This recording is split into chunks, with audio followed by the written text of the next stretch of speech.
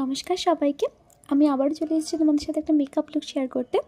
সেই দিন আমি তেমন কোনো ভিডিও নিতে পারিনি, তবে যেটুকু নিতে পেরেছি আমি সেটুকুই তোমাদের সাথে শেয়ার করছি। সেদিন মেকআপটা টোটালি একটা ম্যাচিওর স্কিনের উপর ছিল, আর আমরা সকলেই জানি যখন আমরা ম্যাচিওর স্কিনের উপর কাজ করি তখন আমরা লেয়ারিংটা কম করার চেষ্টা করি।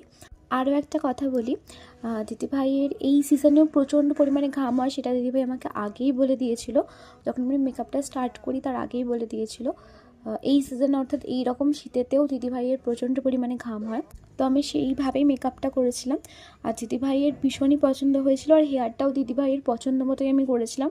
উনি আমাকে বলে দিয়েছিলেন যে হেয়ারটা একটু কার্লির ওপর করতে, ওপেন রাখতে, তো আমি সেই মতোই করে দিয়েছিলাম। তোমরা আমাকে অবশ্যই জানিও যে লুকটা তোমাদের কেমন লাগলো। আর আমি যখন রিভিউ পাই তখনও আমাকে দিদিভাই বলেছেন যে মেকআপটা অ্যাজ ইট ইজ স্টে করেছে, যথেষ্ট ঘেমে যাওয়ার পরও মেকআপ কিচ্ছু হয়নি। তাহলে